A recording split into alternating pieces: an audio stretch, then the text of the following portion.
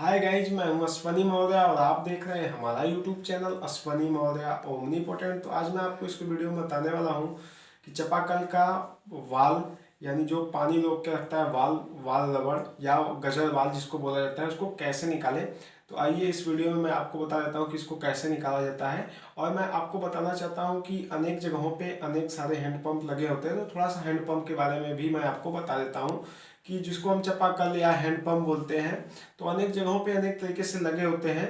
और पहले मैं आपको पक्का हैंडपंप यानी पक्का बोरवेल के बारे में बताता हूँ। तो पक्के बोरवेल में क्या होता है कि 100-200 फीट का बोरवेल किया जाता है, उसमें प्लास्टिक का पाइप डाला जाता है और उसमें जो है कि हैंडपंप लगाया जाता है। तो उसमें क्या होता है कि एक सिलेंडर सिस्टम होता है जो कि पानी उठाने का काम करता है और वो काफ़ी अंदर लगा होता है, 4 पाइप 5 पाइप या 6 पाइप के बाद वो लगा होता है।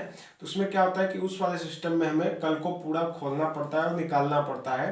तो उसमें वाल जो है कि बहुत ही आसानी से नहीं निकल पाता है, क्योंकि वो कल को पूरा खोलना पड़ता है, पाइप को निकालना पड़ता है और पाइप को खोलने के बाद वो ऑटोमेटिक उसको खोल के ही निकाल लिया जाता है।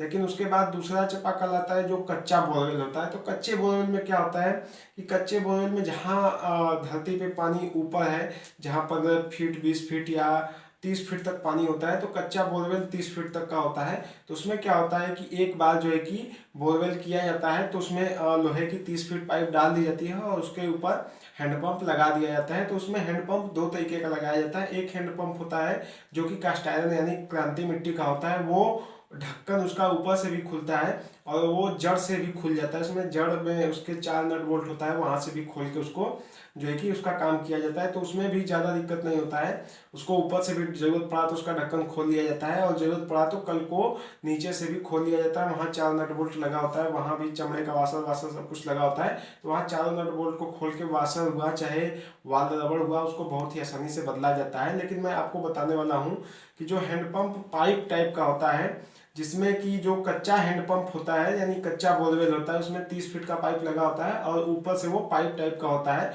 उसमें हैंडल लगा होता है। तो उसमें मैं आपको बता देता हूँ कि उसके हैंडल को हटाने के बाद उस पर एक ढक्कन लगा होता है और ढक्कन को खोलने के बाद अंदर का सब सिस्टम होता है। तो ढक्कन को खोलने के बाद सब कुछ निकालना पड़ता है और उसको दूसरा खोलने का कोई तरीका नहीं है।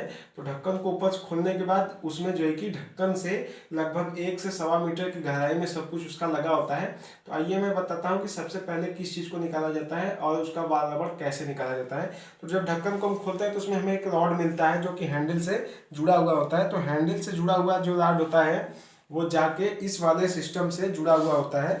जो हैंडल से जुड़ा हुआ रॉड होता है वो इससे जुड़ा होता है। और मैं आपको दिखा देता हूँ कि ये जो है इसको जो है कि खजाना बोला जाता है और यह रबड़ जो है लगा हुआ है और इसी रबड़ की वजह से, ये सब सारे सिस्टम की वजह से ये पानी निकालने का काम करता है, यही प्रेशर बनाता है, इसी की वजह से पानी ऊपर आता है। लेकिन मैं आपको बता देता हूँ जो वाल होता है, यहाँ मैं आपको दिखा देता हूँ, ये वाल रबड़ है और इसमें एक और लोहा लगा होता है जो कि वाल रबड़ का काम करता है। तो वो जैसे पाइप यहाँ लास्ट होता है तो उसके ऊपर इसको लगा दिया जाता है ताकि जो पानी ये ऊपर उठा लिया है, तो जब ये पानी ऊपर उठाता है तो ये वाल रबड़ ऑटोमेटिक खुल जाता है और पानी को आने देता है और वापस नहीं जाने देता है। और यह जो है कि वाशर जो है कि पानी को ऊपर ले आता है। इसको एज जैसे साइकिल में वाल सीटिंग लगाया जाता है, इस तरीके से ये भी काम करता है, यानी पानी को नीचे से ऊपर की ओर आने देता है और ऊपर से नीचे की ओर नहीं जाने देता है। जब यह रबड़ कट जाता है या कोई दिक्कत परेशानी आ जाती है इस रबड़ में, तो यही दिक्कत होता है कि फिर आपका हैंडपंप जब आप पानी डाल के हैंडपंप चलाएंगे तो वो पकड़ लेता है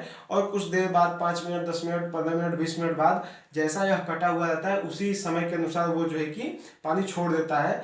तो इसी वाशर की जो है कि गड़बड़ी की वजह से पानी छोड़ने का दिक्कत होता है और इसी वाशर को बदलने के लिए उस हैंडपंप में जो है कि लगभग 1 से 1.5 मीटर नीचे पहुंचने का कोई जुगाड़ नहीं होता, वहां तक हाथ भी नहीं पहुंच पाता है। तो मैं आपको बता देता हूं कि उसको इस वाले रबड़ को निकालने के लिए इसमें एक जो है कि यू टाइप का, मैं आपको बता देता हूँ, एक इसमें जैसे ये रबड़ लगा हुआ है तो इसमें एक रॉड होता है और ऊपर से यू टाइप का एक एंगल बना होता है। तो उसको निकालने के लिए हम लोग कुछ इस प्रकार का जुगाड़ बनाते हैं। मैं आपको जुगाड़ दिखाता हूँ। यहाँ आप देख सकते हैं कि यह एक पतला सा रॉड है और इसको यल टाइप में मोड़ दिया गया है और मोड़ने के बाद यह हैंडपंप की लंबाई से लगभग 6 से 8 इंच बेसी है और हैंडपंप में इसको कुछ इस प्रकार से हैंडपंप में इसको जो है कि डाल दिया जाता है और डालने के बाद जहाँ यह वाशर होता है उसमें लाइट जला के प्रकाश की सहायता से देखा जाता है। और देखने के बाद वाशर में जो यू टाइप का इसमें नब लगा होता है लोहे का, उसको इस तरीके से यू में फंसा लिया जाता है और यू को जब उठाया जाता है तो ये वाशर सहित, ये वाल सहित ये ऊपर आ जाता है। और इसी रबड़ को बदल देने से हैंडपंप का पानी छोड़ने का दिक्कत खत्म हो जाता है। तो हैंडपंप को पानी छोड़ने का दिक्कत है तो आप इस वाशर को वाल को बदल के ठीक कर सकते हैं।